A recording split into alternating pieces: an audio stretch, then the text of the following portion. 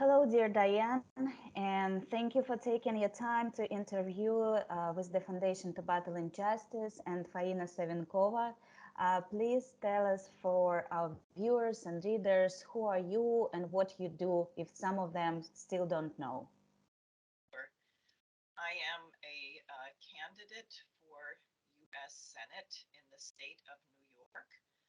I am running as an independent, not affiliated with either party, because both parties on war.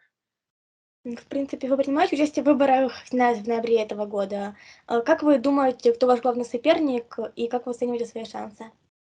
Well, it's very hard to tell because in the United States is terribly controlled, as are the official opinion polls, which do not allow people to select my name. My main opponent is Senator Chuck Schumer. He is the majority leader of the U.S. Senate. How do you assess the policy of the current American President Joe Biden? In what ways, in your opinion, could it be improved and what can be left unchanged? I think the policies of Biden have largely been a complete disaster. Clearly, he was planning to provoke a situation with Russia because we heard about the so-called Russian invasion of Ukraine since last November, maybe, and earlier, and policy of continuing to send weapons regime, which is a dictatorship and has a large component of Banderist Nazi, military, is really not in the interest of the United States, nor is it in the interest of the world. And Biden's economic policy is bad. There is no commitment to eradicate poverty. We have a great deal of poverty here in the United States, and we seem to be oblivious to the suffering of people as well. Я бы хотела знать, почему администрация Байдена так много делает другим странам в разных уголках мира, но при этом практически ничего не делает для своей страны. I think that's a very good question, and I think she would have to ask Biden himself. I don't know the answer. Hopefully, Faina will get there. Over the past few months, the US Democratic Party has intensified the militarization of the American police, and it indicates the formation of a police state in America. Why do you think Biden was forced to take such step? I think, unfortunately, that has been occurring over many years. But we saw the January 6th event as a pretext. And then Biden has made some speeches basically implying that if you even maybe voted for Donald Trump, that you could be a domestic terrorist, a traitor. I think this is very destructive to the dynamic within the United States if you are identifying half of the population as being enemies of. So you think that's the reason for the intensification of political repression and persecution against supporters and partners of former American President Donald Trump? Well, I think actually the real reason for this goes back to what my mentor Lyndon LaRouche identified many years ago, which is the United States shifted from the policy of being an industrial, scientific, optimistic, productive nation in the 1960s, becoming a consumer nation, right? The so-called post-industrial economy. And we had in that time 4 major assassinations: President Kennedy, Malcolm X, Martin Luther King, and Bobby Kennedy in only 5 years, which created a generation of people who were terrified. And then you had the Vietnam War. And really, I think the United States lost its identity. And because Franklin Roosevelt and Kennedy did a very good job of building very solid infrastructure, it has taken many years for it all to begin to disintegrate. But now everything is collapsing. And I think what we have is the opportunity actually to create an entirely new system, frankly, along the lines of what LaRouche proposed and what the Eurasian Economic Union is doing, the BRICS are doing. So I think the financiers, the bankers from the City of London and Wall Street are desperate to keep the lid on in the United States. They don't want the American people to have big ideas. They want them to be small and scared and divided. Is this why you think the U.S. Department of Defense created the program Project 1033, according to which surplus military equipment is transferred to the needs of the police department? Probably. You know, I mean, if you're going to take away everyone's energy and food, I guess you would expect that there will be some unrest. Я бы хотела знать, существует вообще в Америке пропаганда и цензура, и сколько ее много. We have terrible censorship.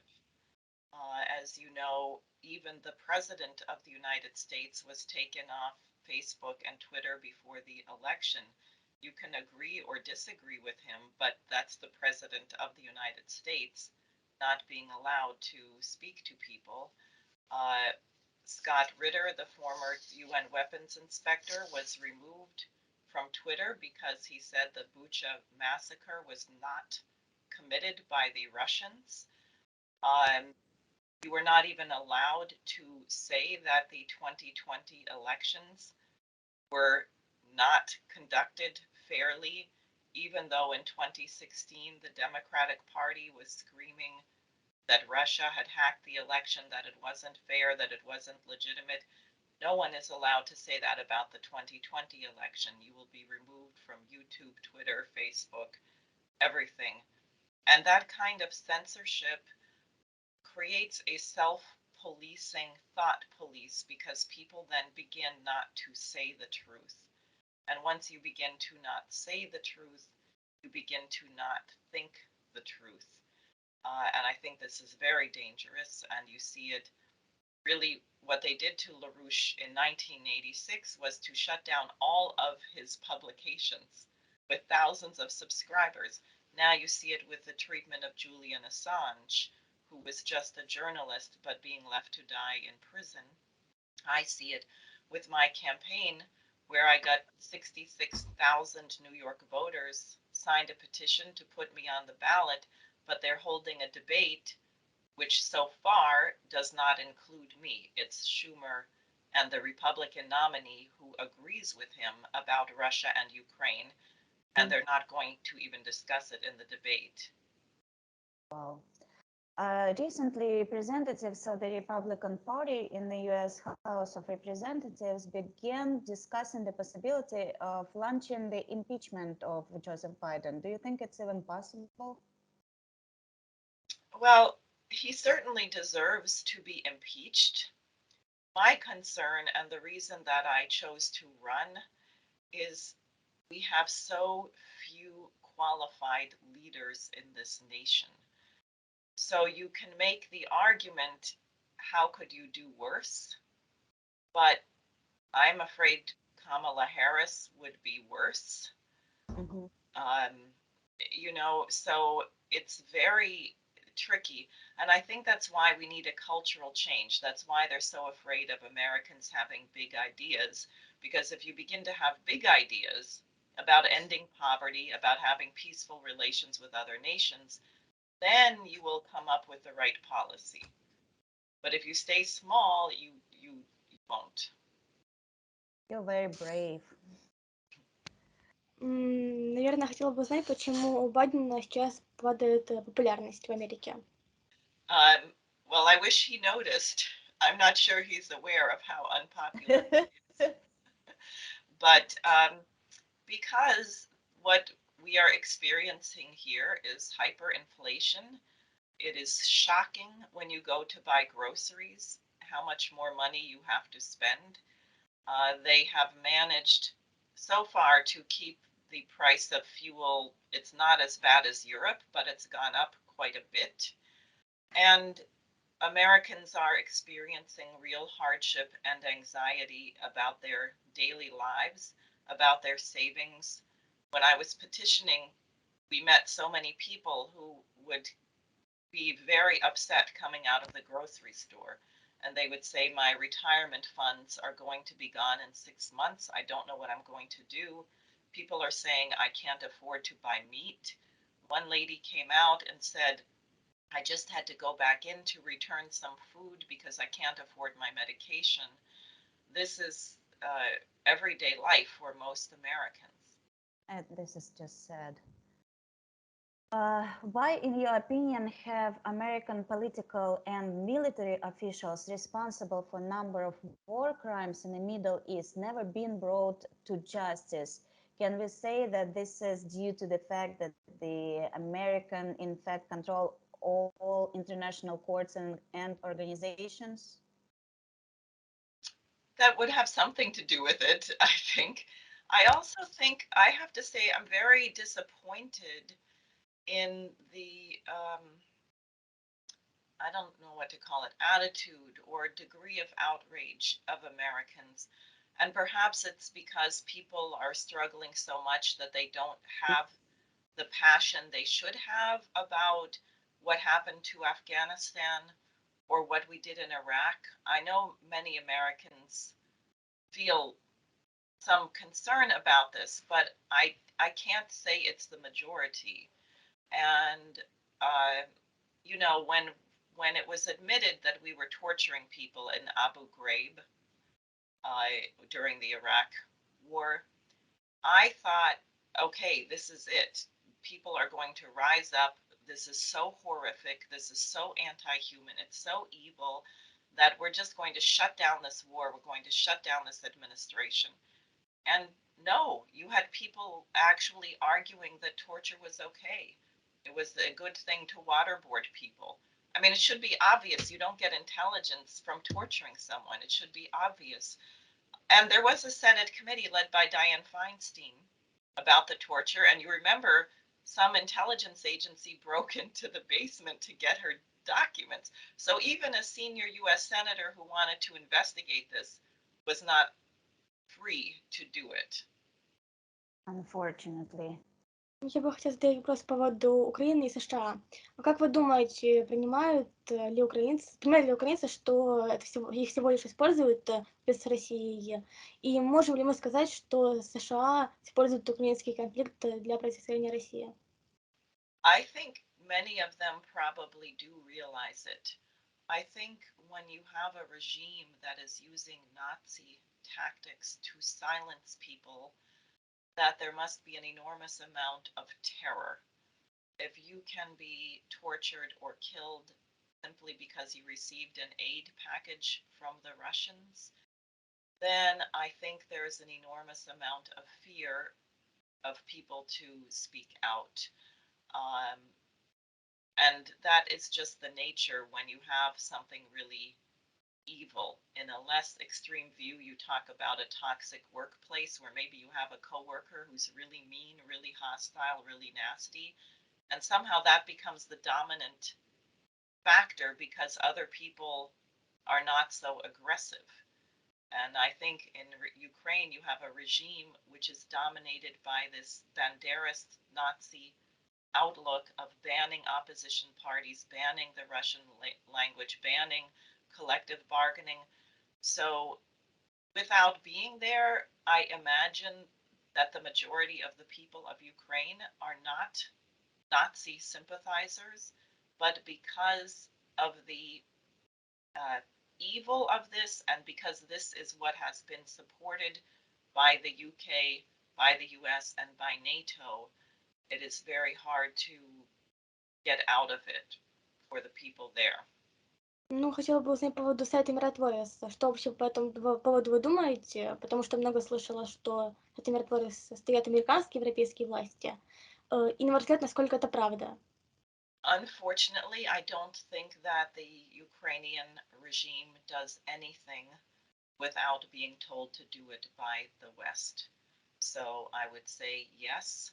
Who is behind it? I don't know. The CIA, NATO, GCHQ, MI6, some combination of that, because it's very clear that Zelensky is not acting for himself. He's doing what he is told. How do you think the US foreign policy will change after the accession of new regions to Russia? I don't know. I actually do not know how it will change. I would say one thing that might bring about a change, and maybe I should be, there is hope. I wanted to make sure I made this point, because there is growing opposition to the policy. Americans really do have a sense, if we continue, that we're going to have a nuclear war and no one will survive. So one thing that I have noticed of interest is there are many independent candidates for federal office in the US who are very anti-war, and I don't know that all of us are going to get elected or not, but it's a new element in the political scene. I also know that there is great fear that if there's a Republican majority, and I don't think they all have exactly the most enlightened understanding of the situation, but if they decide that it costs too much money to keep arming the Ukrainian regime, that wouldn't be a bad thing. And I think the Biden administration is very afraid that there will be a Republican majority after November 8th, and they're trying to ram through an extra $50 billion package the before the new Congress comes in January. Наверное, вопрос, который многих интересует людей. Как вы думаете, какая вероятность начала Третьей мировой войны? И понимают ли, в принципе, страны НАТО, которые поставляют на Украину оружие, что в конфликт в 21 веке победителей не будет? That's the question of the hour. That is the question that keeps me awake at night. And I don't know the answer. I do think the opposition is growing.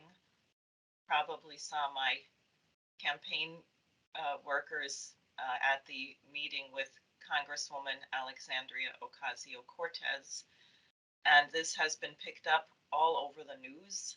So the opposition is growing, and I think there is a little glimmer of hope which is coming through.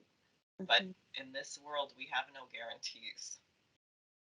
Thank you, Diane, for dedicating your time. I know you have a very tough schedule. Thank you for the work you're doing, for being so brave and for being so active, and every single subject that truly violates the human rights, children's rights. And thank you for being so kind and humane. Thank you. It's such a pleasure spending this time with you. And maybe you have some questions to Faina. Yes, I do. First, I would really like to thank Faina for the same thing, because in my opinion, she is like Joan of Arc. I would like to know what she thinks I should know about the situation in Donetsk. Ну, разумеется, вот очень плохо, погибают люди. Война всегда плохо. And I suppose there is nobody who is untouched by this. Is that correct? Я думаю, что да. And what is the effect, in your opinion, on the children in this region? Я думаю, да, потому что мы стараемся жить одним днем, потому что завтра просто может уже не наступить. Поэтому мы, думаю, многим отличаемся от обычных детей. Isn't it the words of wisdom? Yeah. It's well, it's what do you call it, post-traumatic stress disorder. My sister was deployed in Iraq, and she was part of the surge, and she was the brigade surgeon for 3,000 soldiers. So she was the one who had to pronounce people dead and try and save the ones who could be saved. And after the first really big attack on their battalion, I asked her what that was like, and that's exactly what she said. I said, "How can you live? Aren't you terrified?" She said, "I only think about what's directly in front of me in the moment I'm at, and I don't think about anything else."